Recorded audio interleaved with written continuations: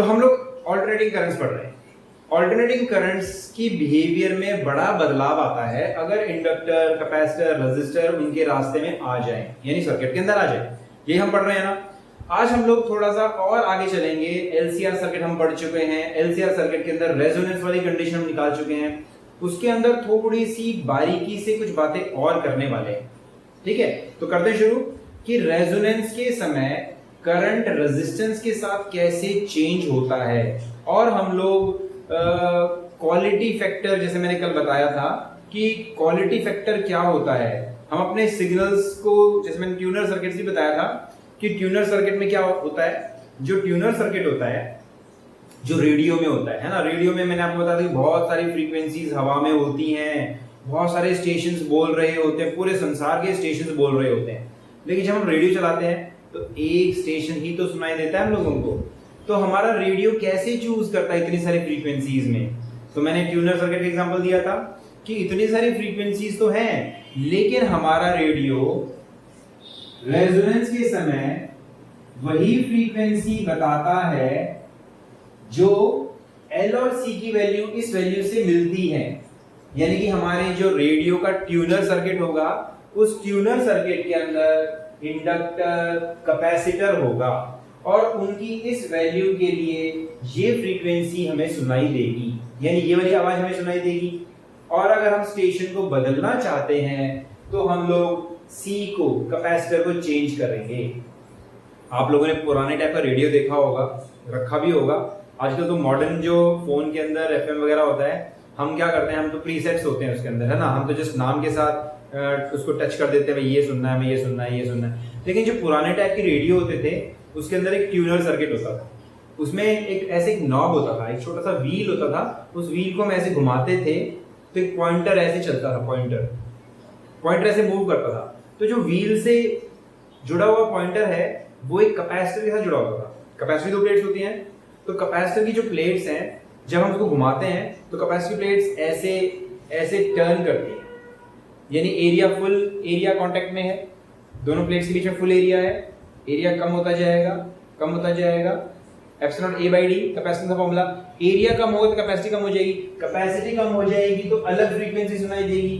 तो ऐसे हम नॉब को टर्न करके अलग अलग कैपेसिटर की वैल्यूज के लिए अलग अलग फ्रीक्वेंसीज सुन लेते हैं। ठीक है, लेकिन कभी कभी ऐसा भी हो सकता है, जो मैं बताऊंगा ऐसा क्यों होता है, कि कई सारे स्टेशंस या 2-3 स्टेशंस एक साथ सुनाई देने लग जाते हैं, तब क्वालिटी खराब हो जाती है।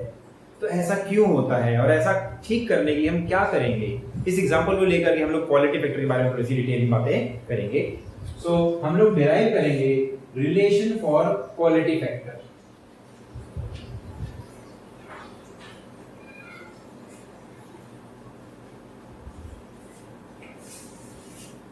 रिलेशन फॉर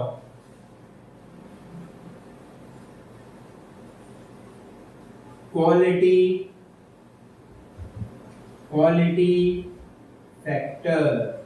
और क्वालिटी फैक्टर को मैं आपको बहुत एक सिंपल से एग्जांपल से बता रहा हूं कि अगर आप केवल एक स्टेशन सुन पा रहे हो तो आपकी क्वालिटी अच्छी है, और आपको कई सारे स्टेशंस एक साथ सुनाई देते हैं तो आपकी क्वालिटी खराब है।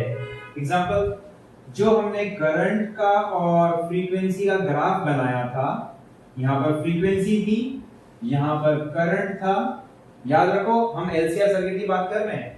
ये हमारा इंडक्टर है, ये हमारा कैपेसिटर है, ये हमारा रेजिस्टर है, और यहां पर बहुत सारी फ्रीक्वेंसीज हैं। फ्रीक्वेंसी मतलब सिग्नल्स, बहुत सारे सिग्नल्स हैं। ठीक है, तो अगर हमारी ट्यूनिंग अच्छी नहीं है तो हमें कुछ ऐसा ग्राफ मिलेगा, यानी कि ये जो रेजोनेंस वाली फ्रीक्वेंसी है, जिस फ्रीक्वेंसी पे सबसे ज्यादा करंट फ्लो कर रहा है, हम क्या देख रहे हैं कि आसपास की फ्रीक्वेंसीज भी इस मैक्सिमम करंट को लेकर के आ रही हैं। यानी हमें एक स्टेशन नहीं सुनाई दे रहा, हमें कई सारे स्टेशन सुनाई दे रहे हैं। इसको ठीक करने के लिए क्या करेंगे, करंट को बढ़ाना पड़ेगा, मतलब कि हाँ करंट को बढ़ाना पड़ेगा, थोड़ा सा इसको मैं जल्दी बोल दिया। करंट का जो फॉर्मूला हमने देखा था वो EMF डिवाइड बाई Z के इक्वल होता है, लेकिन रेजोनेंस के समय Z तो R के इक्वल होता है ना। इसका मतलब क्या है कि हम चाहेंगे कि हमारा ग्राफ कुछ ऐसा बने, बहुत कम स्टेशन ही हो, हमारी मेन फ्रीक्वेंसी के नजदीक बहुत कम स्टेशन हो जिनके लिए करंट ज्यादा फ्लो करे या जिनकी आवाज आए, तो हम लोग चाहेंगे कि R को कम कर दिया जाए। R को कम करेंगे तो थोड़ी सी शार्पनेस बढ़ जाएगी, R को और कम करेंगे तो हमें बिल्कुल शार्प किसी एक फ्रीक्वेंसी पर केवल एक ही स्टेशन सुनाई देगा, तब हम कहेंगे हमारे सिग्नल्स की क्वालिटी बहुत अच्छी है, शार्पनेस है, शार्पनेस ऑफ रेजोनेंस। तो एक तरफ है क्वालिटी फैक्टर, इसको Q फैक्टर भी कह देते हैं, और वही है शार्पनेस ऑफ रेजोनेंस, बात क्लियर हुई है ना। आप लोग वीडियो सुनते हो तो चाहोगे कि एक स्टेशन ही सुनाई दे, कभी कहीं से आवाज आ रही है, कहीं से आवाज आ रही है, कभी कोई कुछ बोल रहा है, कभी कुछ रहा है, दोनों की आवाज मिक्स हो जाएगी तो समझ में क्या आएगा, क्वालिटी खराब है। ऐसा तब होगा जब ये सिचुएशन होगी, हमने रेजिस्टेंस की वैल्यू को कम किया तो कुछ कम फ्रीक्वेंसीज के करंट मैक्सिमम है, हमने रेजिस्टेंस की वैल्यू को और कम किया तो केवल एक फ्रीक्वेंसी के लिए ही करंट सबसे ज्यादा है, तब हमारी क्वालिटी बहुत अच्छी होगी। लेकिन क्वालिटी नापने का ये तरीका तो ठीक नहीं है, क्वालिटी नापने का एक मैथमेटिकल तरीका होना चाहिए, तो उस मैथमेटिकल तरीके की बात करेंगे और हम निकालेंगे रिलेशन फॉर क्वालिटी फैक्टर। तो इस ग्राफ को दोबारा से बनाते हैं और मैथमेटिकली हम लोग क्वालिटी फैक्टर को निकालने की कोशिश करेंगे।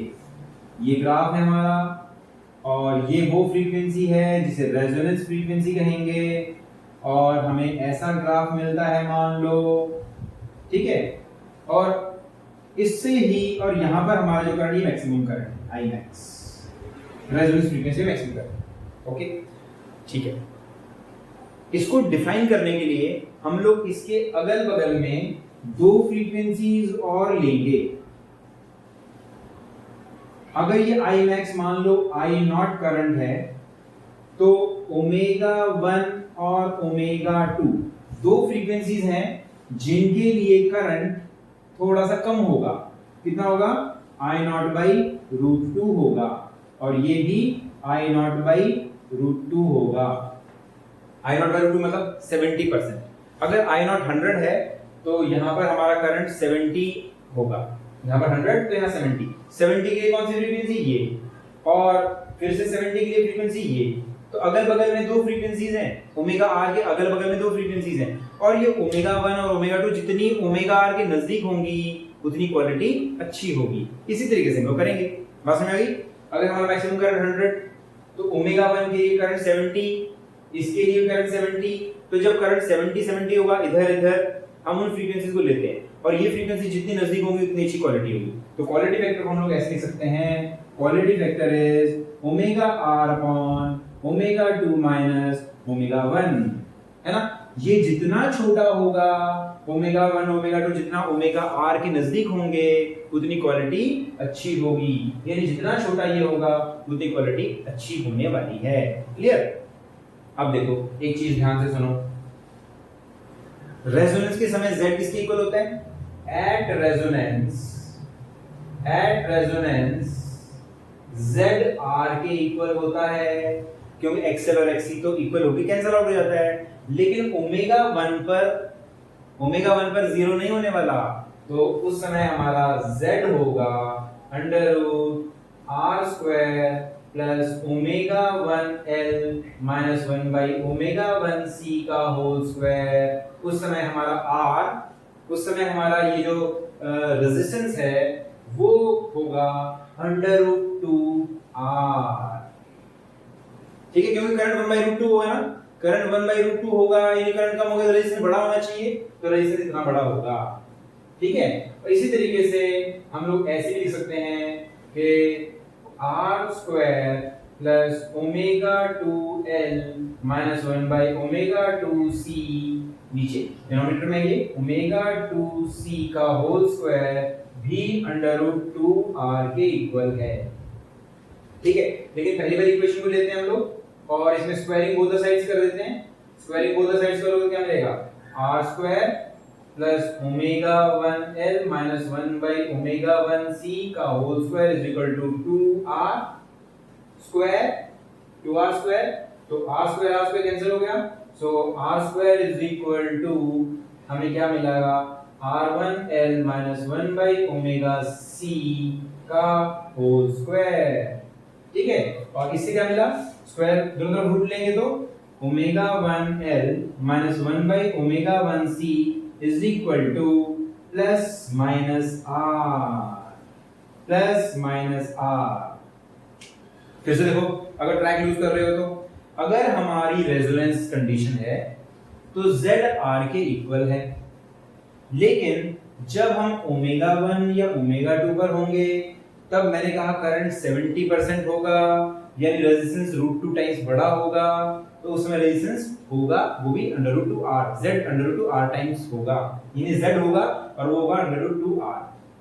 ठीक है, स्क्वायरिंग बोथ द साइड्स करने के बाद मैंने ये निकाला। ठीक है, अब देखो इसी को हम आगे लेके चलते हैं, इसको आगे लेके चलते हैं और इस वाली टर्म को हम लोग लिख सकते हैं ओमेगा 1l माइनस 1/ओमेगा c इज इक्वल टू या तो प्लस r या फिर ओमेगा 1l माइनस 1/ओमेगा 2c is equal to minus r, है ना। देखो देखो ओमेगा 1 प्लस r कब होगा, प्लस r कब होगा जब ओमेगा 1l बड़ा होगा, और माइनस r कब होगा जब ओमेगा 1l इससे छोटा होगा। तो हम लोग दो फ्रीक्वेंसीज की बात कर रहे हैं, एक फ्रीक्वेंसी पे दोनों काम तो नहीं होने वाले। अगर एक ही फ्रीक्वेंसी है तो +1 प्लस r या माइनस r नहीं मिलने वाला, एक फ्रीक्वेंसी पे तो प्लस r मिलेगा और दूसरी फ्रीक्वेंसी पे माइनस r मिलेगा, है कि नहीं। देखो ओमेगा r के एक इस तरफ है और एक ओमेगा r के इस तरफ है, एक ओमेगा r से छोटी है, जो ओमेगा r से छोटी है उसमें हमारा ओमेगा 1l छोटा होगा, और जिसमें हमारा ओमेगा r से बड़ी है उसमें हमारा ओमेगा rl बड़ा होगा। तो यानी कि ये कौन सी फ्रीक्वेंसी होनी चाहिए, ये हमारी बड़े वाली फ्रीक्वेंसी होनी चाहिए ओमेगा 2 और ये ओमेगा 1, क्योंकि एक फ्रीक्वेंसी दोनों इक्वल नहीं होने वाले। एक ओमेगा r से थोड़ी सी बड़ी है, जो बड़ी है उसमें कौन डोमिनेट करेगा, इंडक्टर का रिएक्टेंस डोमिनेट करेगा, और जो ओमेगा r यानी रेजोनेंस फ्रीक्वेंसी छोटी है उसमें हमारा कैपेसिटर डोमिनेट करेगा, इसलिए माइनस। इन दोनों को हम एडिंग करेंगे, पहले ऐड करेंगे, ऐड करने में क्या होगा, कैंसिल हो गए दोनों, और हमें क्या मिला, ऐड करने पर हमें मिलेगा L ओमेगा 2 माइनस ओमेगा 1, इन दोनों को ऐड किया, फिर इन दोनों को ऐड करेंगे -1/c को बाहर निकाल लो, 1/ओमेगा 2 प्लस 1/ओमेगा 1 इज इक्वल टू 0, और ट्रांसफर कर दो omega 2 minus omega 1 is equal to 1/c, और इसको एलसीएम ले लेते हैं ओमेगा 1 ओमेगा 2 और ओमेगा 1 प्लस ओमेगा 2। ठीक लिखा है मैंने, कुछ गलती तो नहीं कर दी, हमने ऐड किया है दोनों को।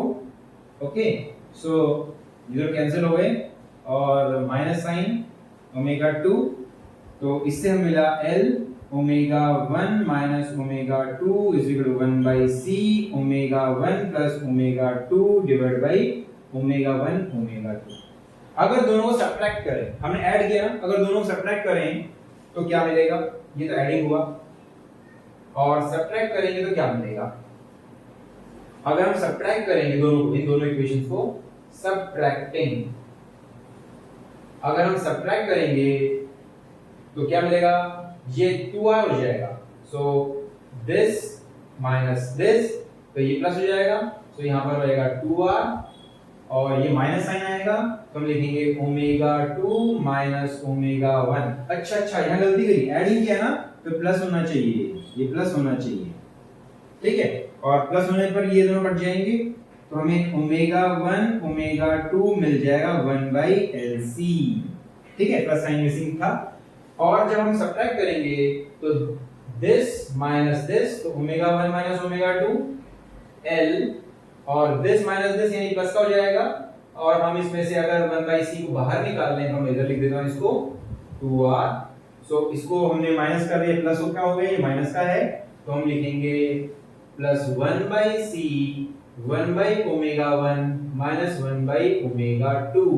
ठीक है, ओके, 2R, यहाँ पर 2R है हमारा, और हम इसको ऐसे लिख लेंगे omega 2 minus omega 1L plus 1/C omega 2 minus omega 1 upon omega 1 omega 2 is equal to 2R।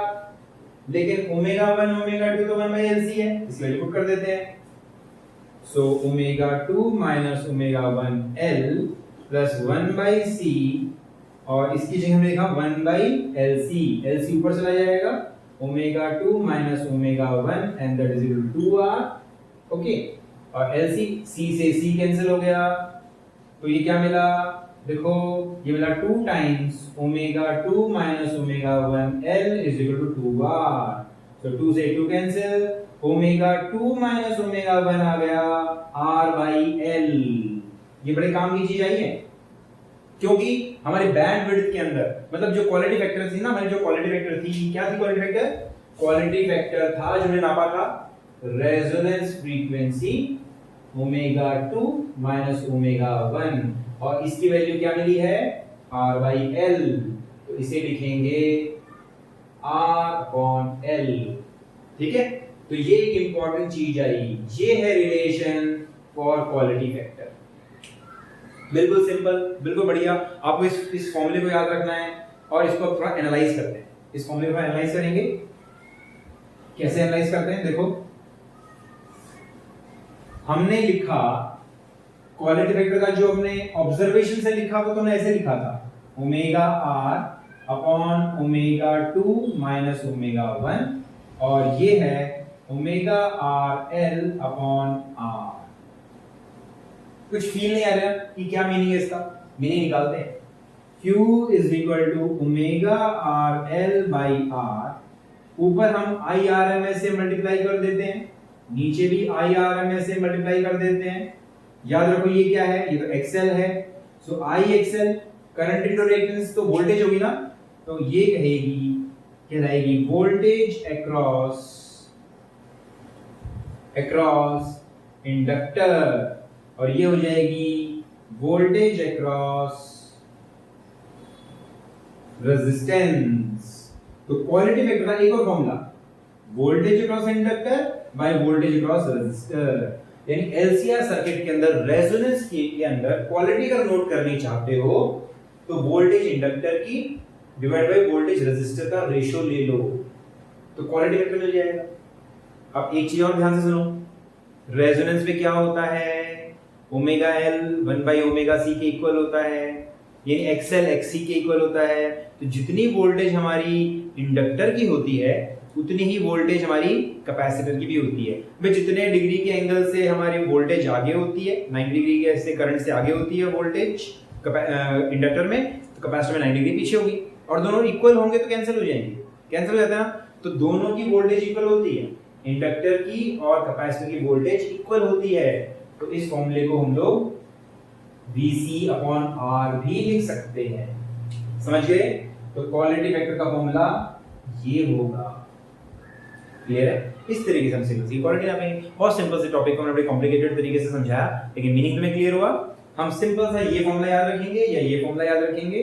Derivation कभी कभी एग्जाम में पूछ लेते हैं, अगर पूछने तो बहुत बढ़िया, आपको अच्छे से आती है, नहीं तो जस्ट इस फॉर्मूले से काम चल जाएगा। ओके, अब हम अगला टॉपिक शुरू करते हैं। अगला टॉपिक है हमारा कि अगर L, C और R inductor, capacitor, resistor circuit में लगा हो तो पावर का लॉस क्या होगा, एवरेज पावर क्या होगी, average power consumed in LCR circuit. इससे बहुत इंपॉर्टेंट बात निकल के आने वाली है। सो हम टॉपिक का नाम है average power, average power in LCR circuit. Average power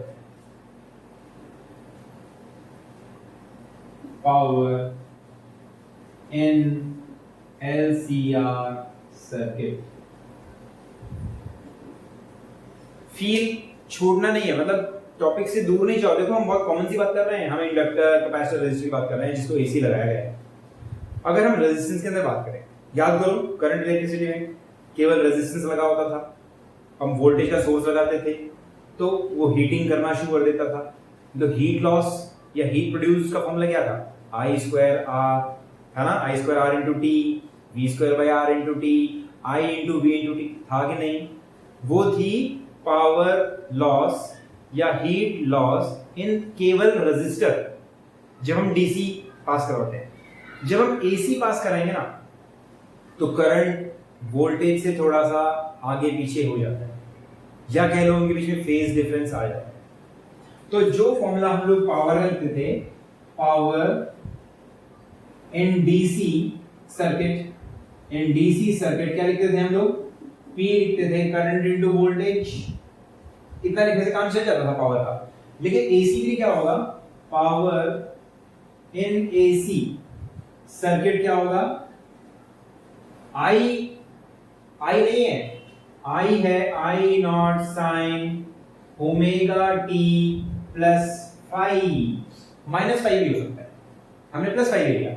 और voltage V not sine omega T, ऐसा होगा, है ना? इससे सारा बदलाव आ जाता है। डीसी में तो केवल करंट इनटू वोल्टेज से काम चल जाता है, लेकिन एसी में याद रखो करंट और वोल्टेज साथ साथ नहीं है। याद आया जो हमने बताया था कि अगर हम प्योर रेजिस्टर लेते हैं, रिकैप कर रहा हूं, अगर हम प्योर रेजिस्टर लेते हैं तो करंट और वोल्टेज साथ साथ होते हैं। अगर हम इंडक्टर लेते हैं तो वोल्टेज आगे करंट पीछे हो जाता है। कैपेसिटर लेते हैं तो हमारा करंट आगे हो जाता है, वोल्टेज पीछे रह जाती है। और तीनों होंगे तो फिर ये देखना पड़ेगा कि लोग सबसे ज्यादा तगड़ा कौन है। अगर इंडक्टर डोमिनेट करता है तो उसमें वोल्टेज आगे हो जाएगी, ठीक है। और अगर कैपेसिटर डोमिनेट करेगा तो उसमें करंट आगे हो जाएगा। और अगर इंडक्टर कैपेसिटर दोनों बराबर हो तो करंट और वोल्टेज साथ साथ हो जाएंगे, जैसा रेजोनेंस में होता है। ये तुमने पढ़ा है। तो अब हम मान रहे हैं कि करंट और वोल्टेज में थोड़ा सा अंतर है, इसीलिए मैंने यहां पर फाई लिखा है। क्लियर है? इसलिए हमने यहां पर फाई लिखा है। एक मिनट,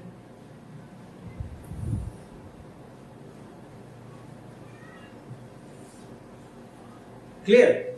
हम लोग प्लस फाई, देखो यहां पर प्लस फाई की जगह माइनस फाई भी ले सकते हैं। ये मानते हुए अगर हमारा प्लस फाई यानी कैपेसिटर डोमिनेट कर रहा है और माइनस लेंगे, इसका मतलब है कि हमारा इंडक्टर डोमिनेट कर रहा है, तो माइनस ले लेते हैं, कोई प्रॉब्लम नहीं। प्लस भी ले सकते हैं, माइनस भी ले सकते हैं। तो पावर क्या होगी? पावर होगी V nought I nought sine omega T minus five. Simple सी मल्टीप्लिकेशन, ओपन कर देते हैं इसको। V nought I nought, open करने से पहले ये काम करेंगे, divide by 2 into 2 sine omega T minus five. ऐसे लिख सकते हैं हम लोग, ब्रैकेट को ऐसे लिख सकते हैं, लिख सकते हैं ना। अब हम एक आइडेंटिटी लगाएंगे, उससे काम बड़ा आसान हो जाएगा। क्या है वो? 2 साइन ए साइन बी होता है cos a minus B minus cos a plus B होता है। इस फॉर्म में कन्वर्ट कर लेंगे तो इस आइडेंटिटी को यूज करके क्या मिलेगा? हमें मिलेगा V nought I nought by 2, और ये हमारा A है और ये B है, तो A माइनस बी करोगे तो देखो A है और ये B है, ओमेगा टी माइनस फाइव, तो सिर्फ प्लस फाइव बचेगा, cos फाइव, और minus A minus B omega T plus, इसके साथ करोगे तो क्या मिलेगा? तो हमें मिलेगा cos A प्लस बी यानी दिस प्लस दिस, तो हमें मिलेगा 2 ओमेगा टी माइनस फाइव, मिलेगा ना? ठीक है।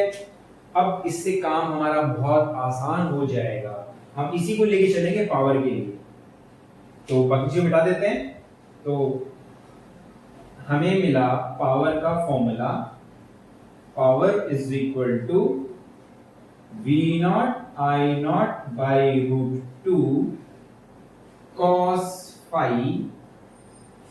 और इस टर्म को ध्यान से देखो, दोनों टर्म्स को देखो।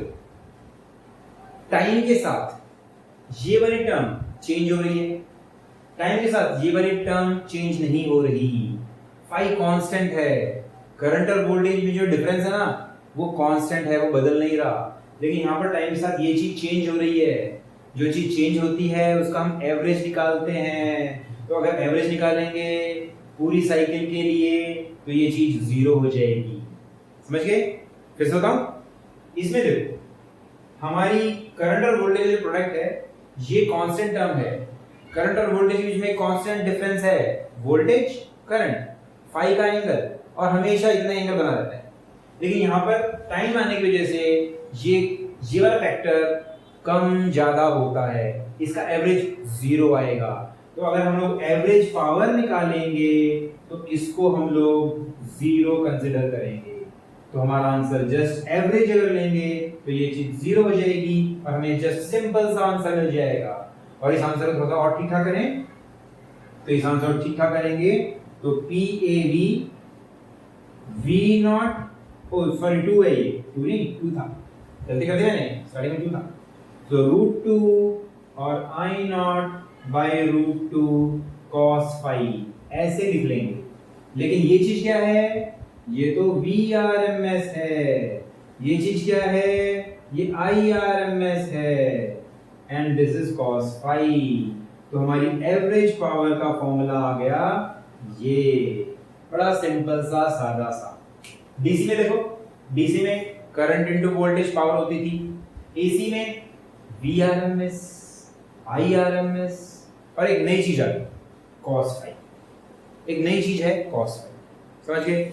cos फाई को हम लोग एक नया नाम देते हैं, इसे कहते हैं पावर फैक्टर। इसे हम नया नाम देंगे पावर फैक्टर, जिसकी वजह 0 और 1 के बीच में होती है। ये बात क्लियर हुई? कंपैरिजन देख सकते हो एसी डीसी का। अब हम थोड़ी सी इसकी बात करें, थोड़ी सी इसके बारे में और बात कर लेते हैं, इस फॉर्मूले को लेकर के चलेंगे।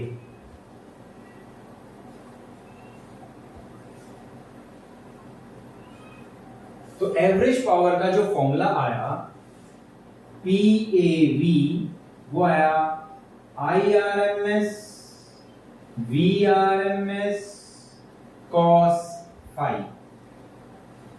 कैसे याद दिलाऊं? IRMS RMS value of current है, VRMS RMS value of voltage है, cos फाई फाई एंगल है करंट और वोल्टेज के बीच में, क्योंकि हमारे पास L C R तीनों के तीनों सर्किट के अंदर है। ठीक है? अगर केवल इंडक्टर होता, हमारे सर्किट में केवल इंडक्टर होता, ठीक है, केवल इंडक्टर, तो करंट और वोल्टेज के बीच में कितना एंगल होता? 90, याद है ना? तो इन इंडक्टर फाई होगा 90, तो एवरेज पावर हो जाएगी IRMS VRMS cos 90, यानी कि 0। यानी इंडक्टर में पावर कंज्यूम नहीं होने वाली। हाँ, इंडक्टर में पावर कंज्यूम नहीं होगी। क्यों नहीं होगी? क्योंकि जब उसमें करंट बढ़ने की कोशिश करता है तब उसके अंदर एनर्जी मैग्नेटिक फील्ड के फॉर्म में स्टोर हो जाती है, या वो बढ़ते हुए करंट को रोकता है। लेकिन जब करंट घटता है ना तो करंट को बढ़ाने के लिए अपनी एनर्जी लगा देता है, तो एवरेज कोई एनर्जी कंज्यूम नहीं करता। और इन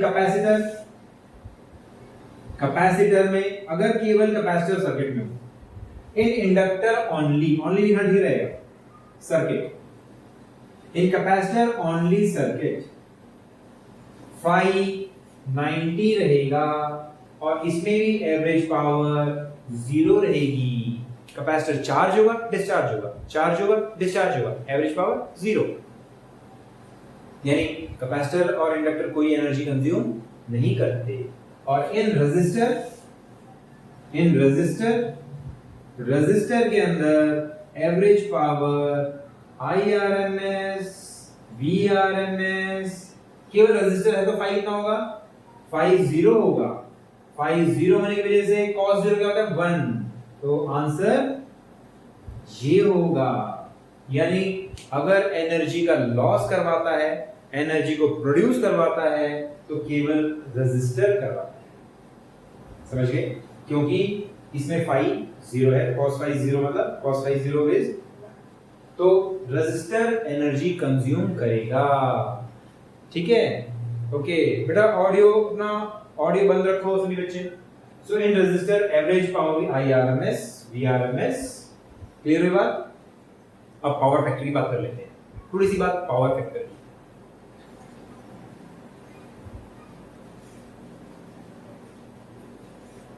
पावर फैक्टर नए नाम आ गया, लेकिन घबराने की जरूरत नहीं है। हमने अभी अभी फॉर्मूला लिखा, average power is equal to IRMS। IRMS थोड़ा लंबा होता है लिखने के लिए, इसको मैं भी लिख देता हूं। IRMS virtual, VRMS virtual and cos phi. ठीक है? एवरेज पावर इसे कहते हैं ट्रू पावर, ट्रू पावर इसे कहते हैं virtual power, virtual power into cos phi. सचमुच में पावर कितनी कंज्यूम हुई, वर्चुअल मतलब अनरियल तरीके से इतनी cos फाई। तो इन तीनों को, इन दोनों को कौन जोड़ रहा है, cos फाई, पावर फैक्टर जोड़ रहा है। तो cos फाई क्या होगा, cos फाई होगा true power upon virtual power, virtual power. इसी को हम लोग कहते हैं पावर फैक्टर। ठीक है? जिसकी वैल्यू cos वैल्यू 0 से 1 के बीच में होती है। So true power upon virtual power, इसे हम लोग पावर फैक्टर कहते हैं। बात समझ आ गई? ठीक है, एक बार टाइम देखता हूँ, और एक छोटा सा टॉपिक और है उसको भी हम लोग कर लेंगे। मेरे ख्याल से टाइम शायद 2:50। ठीक है, अभी है टाइम, 2-3 मिनट है। एक हम लोग वॉटलेस करंट की और बात करते हैं, वॉटलेस करंट, थोड़ी देर बात करते हैं वॉटलेस करंट की। बिल्कुल नया टॉपिक, वॉटलेस करंट। बहुत सारे टॉपिक्स नहीं हो गए, कोई बात नहीं, एक थोड़ा सा वॉटलेस करंट। अभी वॉटलेस करंट थोड़ी देर के लिए भूल जाओ। आरएमएस सर्किट, एलसीआर सर्किट देखो, दोबारा से सोचो, उसमें करंट और वोल्टेज आगे पीछे थे ना, उसको डायग्राम बनाते हैं।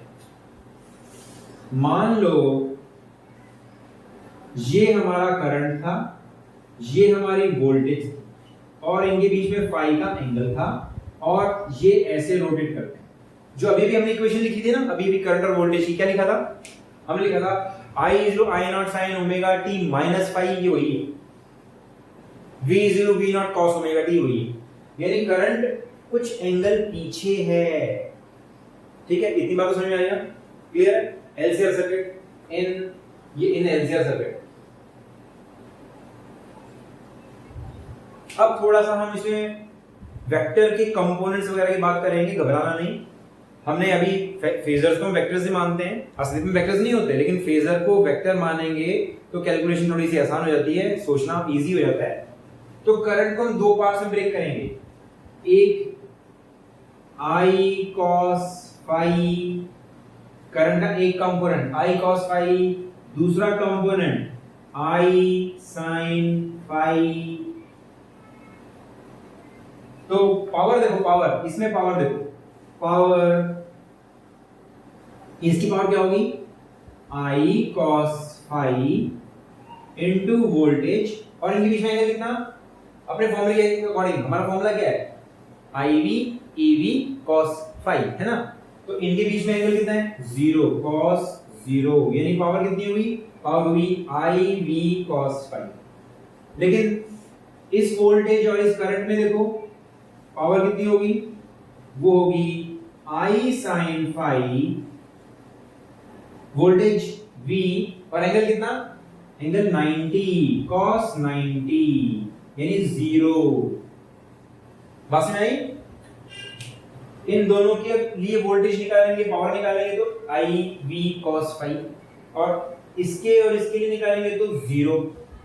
तो I sin phi वो करंट का हिस्सा है, करंट का वो कंपोनेंट है जिसके लिए पावर कंज्यूम नहीं हो रही। मतलब कुछ सोचो ऐसे, भाई करंट हमारा सर्किट के अंदर एलसीआर सर्किट में जा रहा है, ठीक है, अभी हमने देखा कुछ करंट का हिस्सा है जिससे पावर कंज्यूम नहीं होती, उसको हम लोग वॉटलेस करंट है, तो ये हमारा वॉटलेस करंट है। ये बात क्लियर है ना कि करंट और वोल्टेज में कुछ एंगल है, कुछ करंट का हिस्सा वोल्टेज के अलोंग है, कुछ करंट का हिस्सा वोल्टेज के परपेंडिकुलर है, तो जो परपेंडिकुलर है उसकी वजह से पावर कंज्यूम नहीं होगी, उसी को हम लोग वॉटलेस करंट कहेंगे।